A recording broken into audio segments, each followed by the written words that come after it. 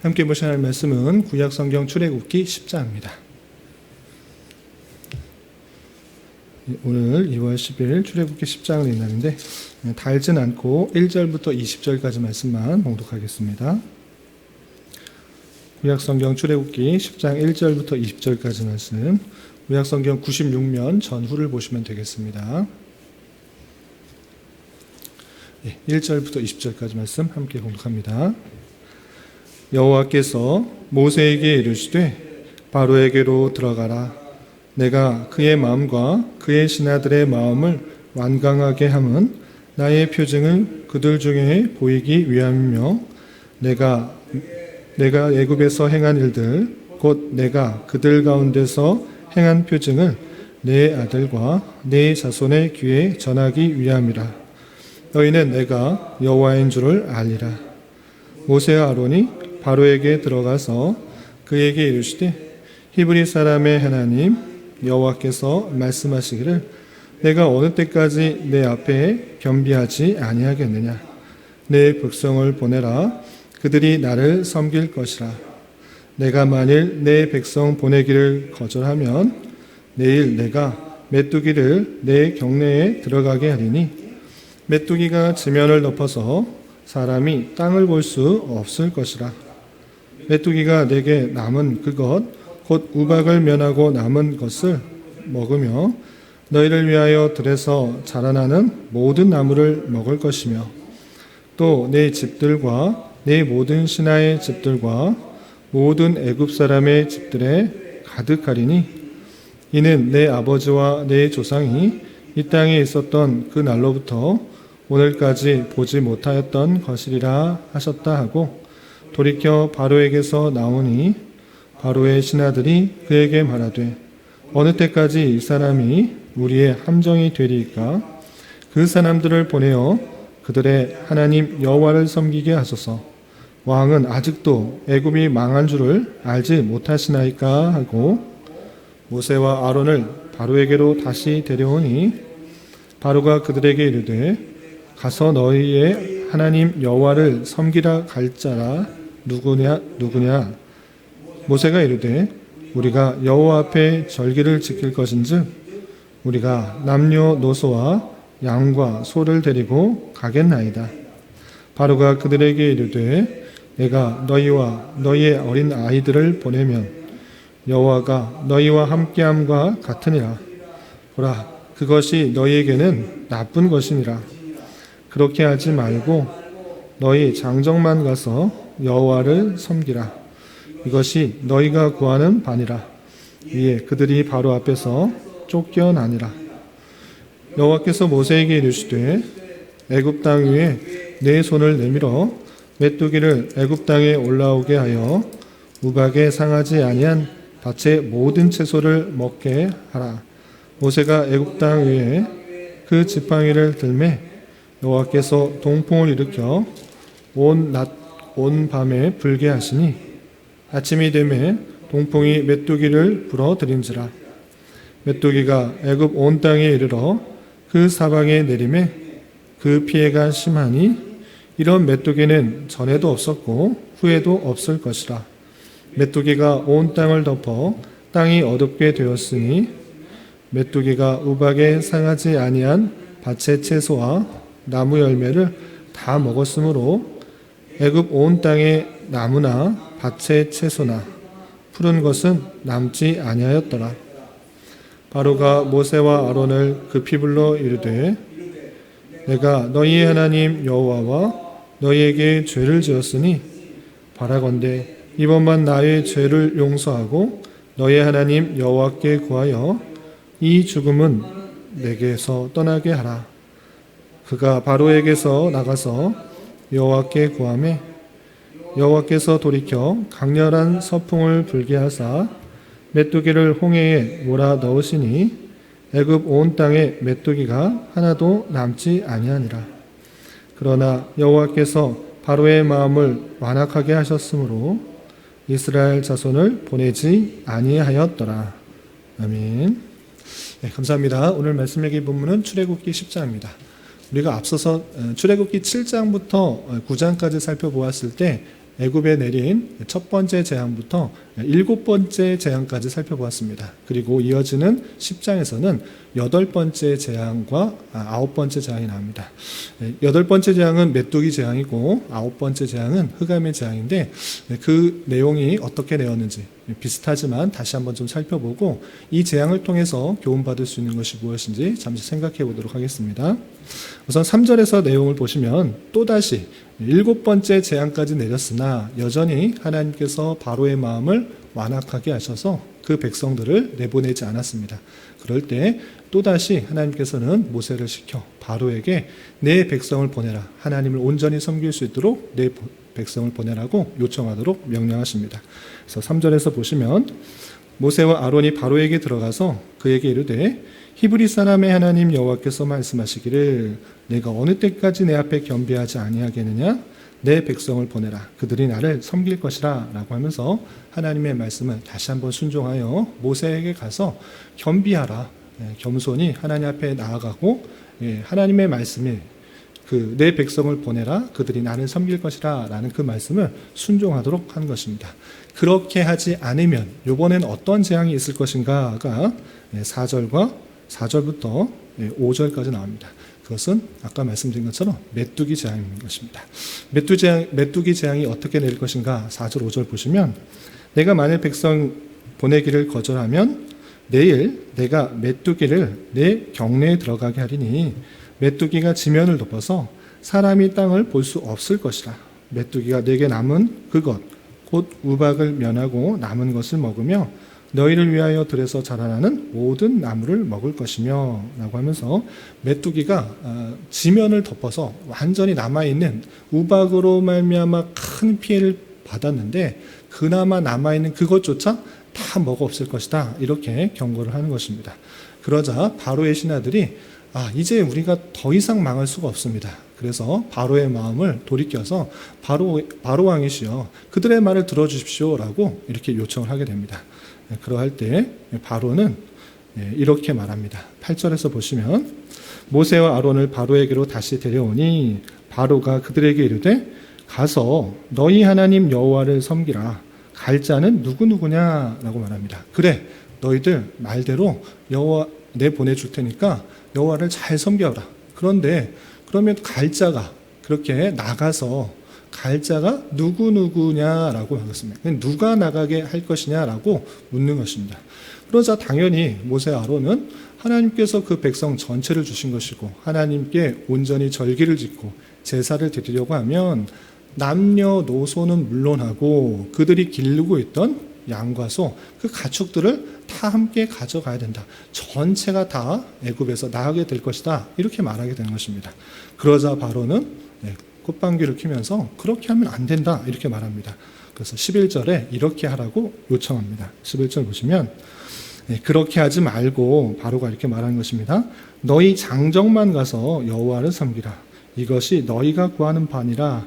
이에 너희가 구하는 바니라 라고 말합니다.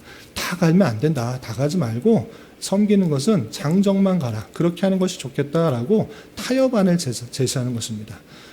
당연히 모세는 그 일을 성사시키기 위해서 타협하는 것이 아닙니다. 하나님께서 그 백성 전체를 이동하도록 하기 때문에 그 말을 듣지 않고 타협하지 않았습니다.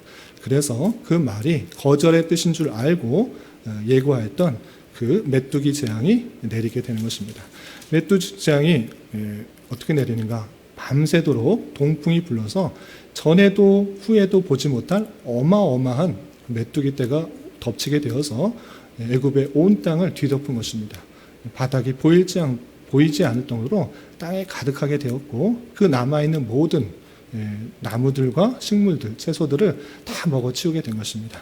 이렇게 되자 바로는 이제 죽게 되었구나 라고 생각하면서 그 잠시의 위기를 또 넘기기 위해서 그 일시적인 회개의 모습을 보이는 것입니다. 그래서 16절에 보면 이렇게 표현되고 있습니다. 16절 보시면 바로가 모세와 아론을 급히 불러 이르되 내가 너희 하나님 여호와와 너희에게 죄를 지었으니 바라건대 이번만 나의 죄를 용서하고 너희 하나님 여호와께 구하여 이 죽음만을 내게서 떠나게 하라. 또 회개한 것입니다. 내가 잘못했다. 내가 죄를 지었으니까 나를 용서해 주고 이 죽음을 피하게 해달라. 내가 잘못했으니 죽음을 피하게 해달라라고 요청을 합니다. 그래서 그 말을 듣고 모세는 하나님께 구하여서 그 메뚜기 떼를 다 이동시킵니다. 그 일시적인 어려움들을 피하자. 또 바로는 어떻게 하는가?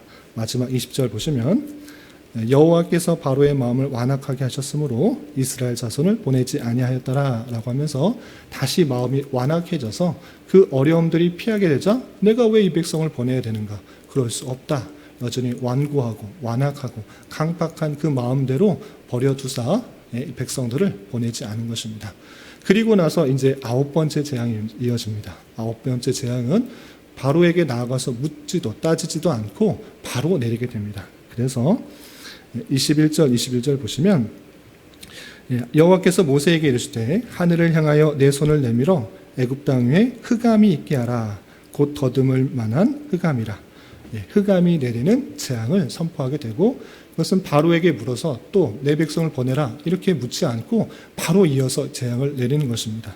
그래서 3일 동안 애굽에 해가 뜨지 않는, 해가 비치지 않는 흑암이 내리는 그런 재앙을 이루는 것입니다. 이렇게 큰 재앙이 일자 앞을 보지 못하고 깜깜한 일이 되자 이것을 생활할 수가 없게 된 것입니다.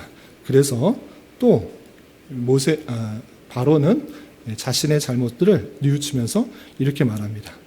보시면 24절 보시면 바로가 모세를 불러서 이르되 너희는 가서 여호와를 섬기되 너희의 양과 소는 머물러 두고 너희의 어린 것들은 너희와 함께 갈지니라 라고 말합니다. 8번째 재앙, 메뚜기 재앙 때는 다 가지 말고 장정만, 어른만 가서 하나님을 섬겨라 라고 말했는데 흑암의 재앙이 내리자 조금 더 타협하면서 일을 마치는 것입니다. 그래, 어린아이들까지 가도 좋다. 그런데 양과 소, 그거는 우리 거 아니냐. 우리 땅에 있었으니까 우리 것이다. 그런 거 가져가지 말고 사람들만 가라. 양과 소, 이 가축들은 남겨두라 라고 말합니다. 그러나 그것은 온전한 출애굽이 아닌 것입니다. 그렇기 때문에 모세는 그것을 타협할 수가 없던 것입니다. 그래서 하나님께서 그렇게 할 수 없다라고 말하면서 그 일들을 타협하지 않고 그 재앙들이 내리게 되는 것입니다. 그래서 이 재앙이 있음에도 불구하고 바로는 어떻게 하는가? 27절 보시면 여호와께서 바로의 마음을 완악하게 하셨으므로 그들 보내기를 기뻐하지 아니하고 여전히 하나님께서 바로의 마음을 완악하고 완고하고 견고케 해서 그 재앙들을 계속적으로 겪도록 그렇게 보내주지 않은 모습들이 하나님의 섭리 가운데 하나님의 손길 가운데 계속적으로 이루어 나가고 있는 그 모습들을 볼 수 있습니다. 그리고 바로는 모세에게 더욱더 악담을 합니다. 28절 보시면 바로가 모세에게 이르되 너는 나를 떠나가고 스스로 삼가 다시는 내 얼굴을 보지 마라. 내가 내 얼굴을 보는 날에는 죽으리라 라고 하면서 이제 더 이상 재앙들을 내리는 너 보기 싫다. 다시 보는 날은 내가 죽일 것이다 라고 윽박지르면서 모세를 내쫓는 그 모습들이 나타나게 됩니다. 이렇게 바로가 완고하고 완악하고 그 모세의 그 요청에 계속적으로 거절하는 데 있어서 어떤 말씀이 반복되고 있습니까? 여호와께서 바로의 마음을 완악하게 하셨다. 이 말씀들이 반복되고 있다라는 그 사실들을 우리는 유념 있게 봐야 될 것입니다. 그러면 왜 하나님께서 바로의 마음을 계속적으로 완악하고 완고해서 그 백성들을 보내지 않게 하시는가? 앞서서 또 살펴보았는데 아주 구체적으로 그리고 정확하게 오늘 말씀 1절과 2절에서 그 이유에 대해서 설명하고 있는 것입니다.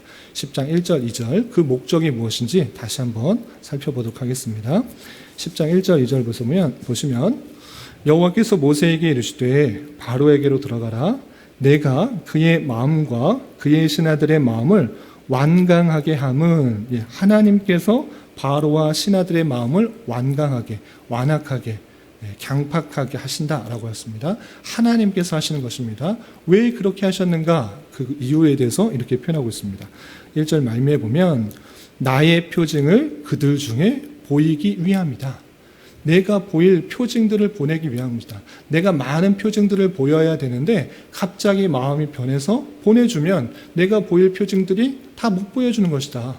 너희들이 믿고 있는 하늘신 태양신, 그 애굽에서는 라라고 하는 태양신을 아주 큰 신으로 섬겼는데 너희들 그 태양신을 믿고 있느냐? 태양이 모든 것을 준다 생각하느냐?